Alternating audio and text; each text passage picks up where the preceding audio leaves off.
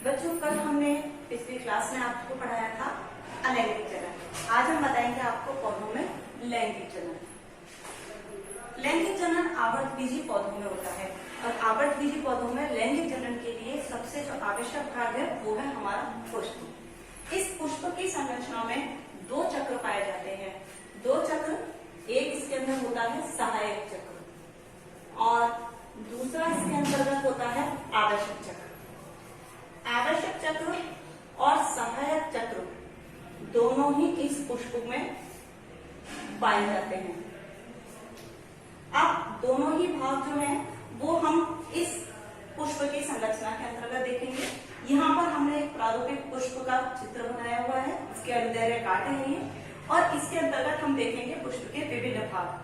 पुष्प के विभिन्न भागों में सबसे पहले जो निचला जो भाग आता है वो भाग जो पौधे की किसी भी टहनी से या पौधे की किसी भी शाखा के जिस भाग से ये पुष्प जुड़ा हुआ होता है, ये वाला जो भाग है जो शाखा से जुड़ा हुआ, इसको हम कहते हैं पुष्पग्रंथ। पुष्पग्रंथ यानी पुष्प का वो भाग जो शाखा से जुड़ा हुआ होता है, इसको हम कहते हैं पुष्पग्रंथ। ये पुष्प का वो भाग है जो शाखा से जुड़ा हुआ होता है। उसके बाद ये आता है भाग पुष्पासन वाला भाग।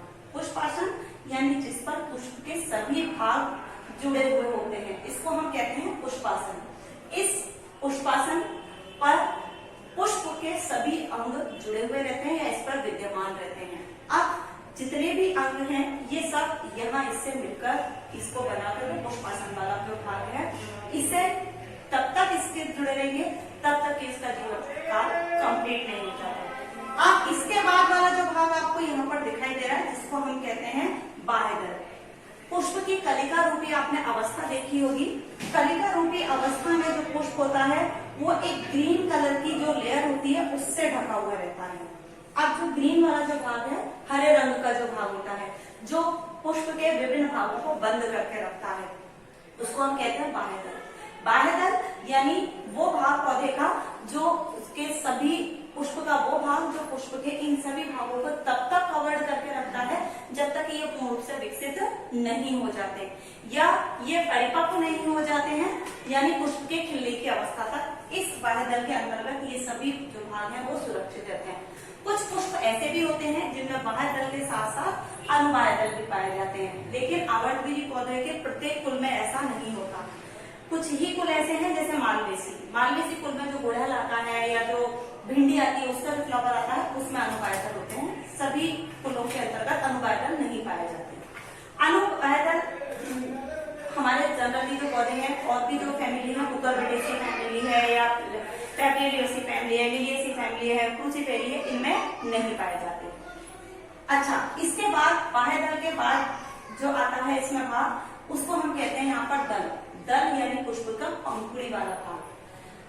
पुष्प की पंखुड़ियां, दल, अगर एक पंखुड़ी है तो उसको हम दल कहेंगे और अगर बहुत सारी पुष्प की जो पंखुड़ियां हैं वो दलपुंज कहलाएगी। यानी जब ये पूर्ण रूप से एक साथ होंगी तो हम क्या कहेंगे?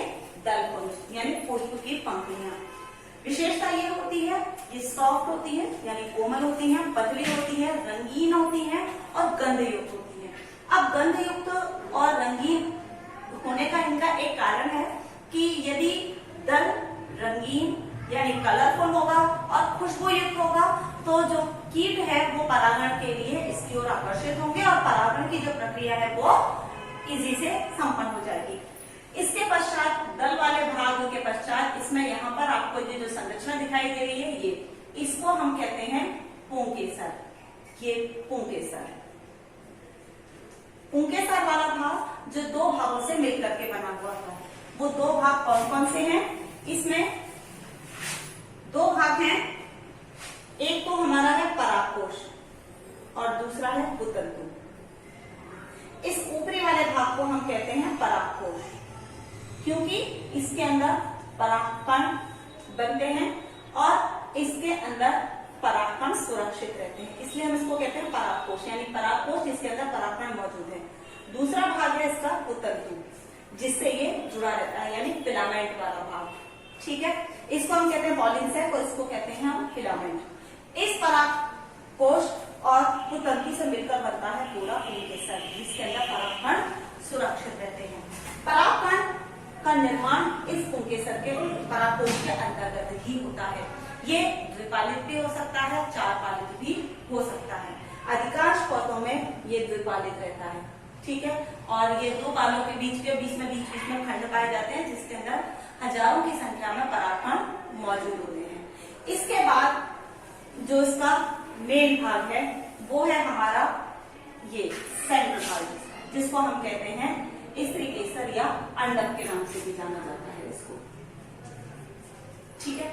अब इसको तीन भागों में बांटा गया है। एक वर्तिकाग्र यानी इसका सबसे ऊपरी वाला भाग, दूसरी इसकी पतली एक नलिका, और ये यहाँ पर अंडाकार वाला भाग। ये ऊपर वाला जो भाग आपको दिखाई दे रहा है इसको हम कहते हैं वर्तिकाग्र। वर्तिकाग्र जहाँ पर परागकण आकर ठहरते हैं, ठीक है। उसके पश्चात ये एक लंबी नलिका होती है जहां से परागकण की नलिका अंकुरित होने के पश्चात प्रवेश करती है और अंडाशय तक पहुंचती है। ये वाला जो भाग आपको दिखाई दे रहा है इसको हम कहते हैं अंडाशय। ये अंडाशय वाला भाग जिसमें बीज का निर्माण होता है या जिससे फल का निर्माण होता है, ये कहलाता है अंडाशय। ये आपको जो इसमें संरचना दिखाई दे रही है इसके अंदर बनने वाले बीजांड हैं, यानी भ्रूण के अंदर जो बीजांड का जो निर्माण होता है इस अंड कोशिका के अंदर उसको हम कहते हैं बीजांड। ये हमारे पुष्प के विभिन्न भाग। अब इन भागों में से हमने दो चक्र के रूप में ये भाग बताया था आपको। एक बताया था आपको सहायक चक्र और दूसरा बताया था आवश्यक चक्र। सहायक चक्र क्योंकि इस पुष्प में पुष्प के जनन की प्रक्रिया में जो सहायक रूप से भाग लेते हैं वो जो अंग है वो कौन कौन से भाग कहलाते हैं? बाह्यदल, बाह्यदल, दल, ये जो है ये क्या कहलाते हैं? सहायक चक्र, ठीक है। इनको हम सहायक चक्र क्यों कहते हैं या सहायक अंग भी कह सकते हैं? इसलिए कहते हैं क्योंकि जब ये पुष्प बंद रहता है तो फूल की जो पंखुड़ियां हैं इस पुष्प की वो इसके स्त्रीकेसर वाले भाग और पुंकेसर वाले भाग को सुरक्षित रखते हैं या उनको बंद रखते हैं सहायक अंग के रूप में, इसलिए इनको या सहायक चक्र के रूप में माना जाता है। आवश्यक जो हमारा जो चक्र माना जाता है इस आवश्यक चक्र के अंतर्गत आता है हमारा स्त्रीकेसर वाला भाग और दूसरे हैं ये पुंकेसर। क्यों? क्योंकि ये पुष्प के अंतर्गत नर और मादा अंगों के रूप में होते हैं। अब जो पुंकेसर है, पुंकेसर यहाँ पर पुष्प में नर जननांग के रूप में कार्य करता है और स्त्रीकेसर मादा जननांग के रूप में कार्य करती है। पुंकेसर में बनने वाले जो परागकण होते हैं वो परागकोश के अंदर बनने वाले परागकण जिनको हम क्या कहते हैं? नर युग्मक। परागकण नर युग्मक के रूप में होते हैं और स्त्रीकेसर में जो अंड कोशिका जो बनती है इस अंडाशय के अंतर्गत ये किसके रूप में पाई जाती है? परागकण नर युग्मक के रूप में। और जो अंड कोशिका से अंडा बनता है वो किसके रूप में पाया जाता है? अंड कोशिका मादा युग्मक के रूप में, ठीक है, मादा युग्मक। अब निषेचन की प्रक्रिया के दौरान जो यहाँ पर परागकण आकर बैठते हैं उनकी पराग उसमें से एक परागकण अंकुरित होने पर पराग नलिका जिसमें विकसित होगी वो इस अंड कोशिका तक पहुंचती है और निषेचन के फलस्वरूप इसमें फल का निर्माण होता है। ये लैंगिक जनन के लिए पुष्प के विभिन्न भाग और उसके दोनों जो चक्र हैं वो मैंने आपको बताया। अब इसके बाद पुंकेसर के अंतर्गत परागकोश में किस प्रकार युग्मकों का निर्माण होता है या किस प्रकार इसमें युग्मक बनते हैं वो हम आगे के टॉपिक में देखेंगे। फर्स्ट चैप्टर के आपके टॉपिक में अलैंगिक और लैंगिक जनन की जो प्रोसेस है, विधियां हैं, वो आपके टॉपिक की कंप्लीट होती है। अब हम देखेंगे कि इस पुष्प में परागकोश के अंतर्गत या परागकोश में किस प्रकार परागकणों का निर्माण होता है।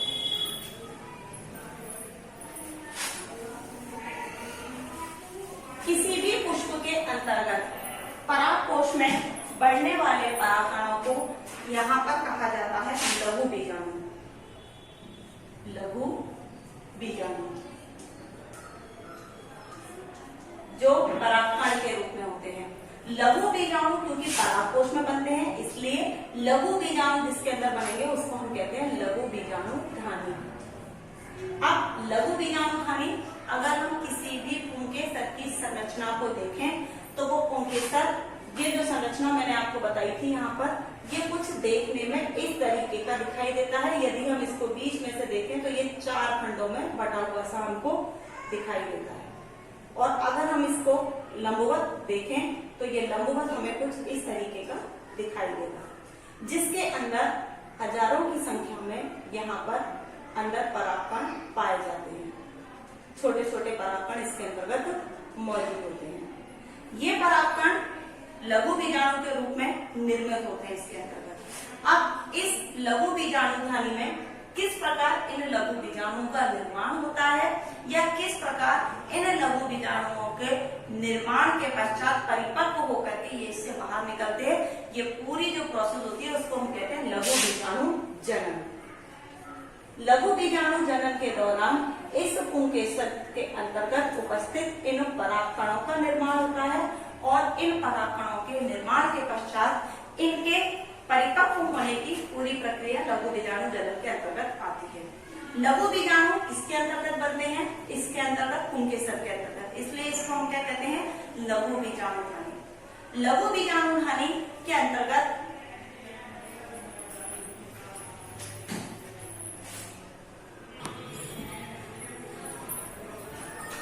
लघु बीजाणु जनन के दौरान यहाँ पर जब परागकोश की हम आंतरिक संरचना देखते हैं, इसकी आंतरिक संरचना देखने पर इसमें हमें यहाँ इस तरह का भाग दिखाई देता है। यानी अगर हम इसके स्ट्रक्चर को देखें तो ये देखने में कुछ इस प्रकार का दिखाई देता है। ये 4 भाग इसके दिखाई देते हैं। इन 4 भागों को अगर हम यहाँ पर देखें तो इसको हम कहते हैं लघु बीजाणुधानी, यानी जिसमें कोशिकाओं का विभाजन होता है और लघु बीजाणु या परागकण बनने की प्रक्रिया संभव होती है। इसमें जो विभाजन होता है वो 2 प्रकार का होता है, या इसमें 2 प्रकार का माना जाता है। एक हम कहते हैं प्राथमिक कोशिका विभाजन, प्राथमिक कोशिका भित्ति, ठीक है। प्राथमिक कोशिका भित्ति। अब इसमें जब विभाजन होगा तो पहले इसकी कोशिका भित्ति का निर्माण होगा, यानी बाहरी इसके आवरण का निर्माण होगा। दूसरे इसमें बीजाणु जनन कोशिका का निर्माण होगा। प्राथमिक बीजाणु जनन कोशिका,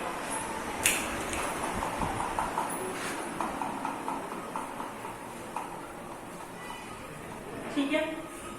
ये 2 प्रकार की कोशिका। अब इसके अंतर्गत धीरे धीरे नवनिर्मित कोशिकाओं का निर्माण होता चला जाएगा। अब यहाँ पर हमने इतने पोर्शन की एक भाग की यहाँ पर आंतरिक संरचना का चित्र अंकित किया हुआ है। इस चित्र के अंतर्गत हम इसमें पाई जाने वाली विभिन्न परतों को पढ़ सकते हैं। इसके अंतर्गत 4 परतें बनती हैं। जो पहली जो परत है वो कहलाती है बाह्य त्वचा, यानी इसकी एपिडर्मल लेयर। सबसे बाहरी वाला जो भाग है उसको हम कहते हैं बाह्य त्वचा, यानी इसका सबसे बाहरी आवरण जो एपिडर्मिस कहलाता है, एपिडर्मिस, ठीक है। दूसरा जो भाग है इसका वो कहलाता है अंतस्थिशियम, अंतस्थिशियम, ठीक है। ये इसकी सेकेंड लेयर होती है। और तीसरा जो इसका भाग है वो है मध्य परतें, यानी मिडिल लेयर। और जो चौथा भाग है वो कहलाता है टेपिडम। ये 4 लेयर इसके अंदर बनती हैं और ये 4 लेयर यहाँ पर आपको दिखाई दे रही है।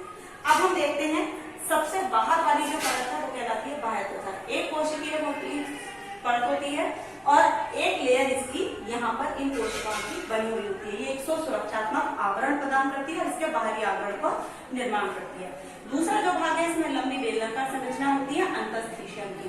ये लंबी लंबी कोशिका होती है जिनके बीच में यहाँ पर अल्फा सेलुलोज जमा हो जाता है, जिससे इसमें लंबी लंबी संरचनाएं बन जाती है, या इसके अंदर खाद जैसी संरचनाएं बन जाती है। जब इसमें स्फुटन होता है तब परागकण किसी भाग, ये जो भित्ति है वो यहीं से पड़ती है और इसमें से ये लंबी लंबी संरचना आपको दिखाई दे रही है, ठीक है, जहां से इसमें स्फुटन होता है और परागकण यहीं से बाहर निकलते हैं। कुछ भागों में जो कुछ पौधे ऐसे होते हैं जिनमें ये नहीं होता, तो जिनमें नहीं होता उनको कहते हैं स्टोमियम, ठीक है, ये संरचना नहीं पाई जाती है। ये वाला जो भाग है ये आपको दिखाई दे रहा है यहाँ पर, इसमें मिडिल लेयर यानी मध्य परतें। इसमें मध्य परतों की जो लेयर है वो 3 से 4 कोशिकाओं की एक लेयर पाई जाती है, जिसको हम मिडिल लेयर कहते हैं। ठीक है, ये मिडिल लेयर धीरे धीरे करके जैसे ही इनका निर्माण होता जाता है लघु कणों का, तो ये धीरे धीरे करके विलुप्त होती जाती है। ये पराग कणों को पोषण प्रदान करने का, उनको सुरक्षात्मक आवरण प्रदान या सुरक्षा प्रदान करने के लिए, साथ साथ उनके भोजन के लिए और पोषण के लिए भी आवश्यक होती है, इसलिए धीरे धीरे विलुप्त होती जाती है। सबसे जो अंदर वाला आपको भाग दिखाई दे रहा है, ये आपको दिखाई दे रहा है यहाँ पर, इसको हम कहते हैं टैपेटम, यानी सबसे अंदर वाली जो लेयर है वो कहलाती है टैपेटम। टैपेटम सबसे मेन भाग है, इसके लिए पोषण उपलब्ध कराती है, इसको जो खनिज जो पदार्थों की आवश्यकता होती है वो उपलब्ध कराती है। साथ ही साथ इसके अंदर जितने भी एंजाइम्स और जो हार्मोन्स होते हैं उनको भी उपलब्ध कराती है, उनका स्राव करती है, जिससे जो लघु बीजाणु मात्र कोशिका है, यहाँ पर आपको जो ये दिखाई दे रही है ये कोशिका लघु बीजाणु मात्र कोशिका, जिनसे परागकणों का निर्माण होता है, उनके लिए चीजें उपलब्ध कराती है। इस प्रकार यहाँ पर इस पुंकेसर के अंतर्गत इसके संरचना में ये 4 मुख्य भाग पाए जाते हैं। कुछ पौधों में टैपेटम 2 प्रकार की होती है, अमीबीय प्रकार की टैपेटम और दूसरी होती है ग्रंथिल प्रकार की टैपेटम। ठीक है, आज का हमारा जो टॉपिक है वो यही कंप्लीट होता है। कल हम पढ़ेंगे बीजाणु जनन के, बीजाणु की जो जनन की प्रक्रिया है वो कैसे संपन्न होती है। ठीक है।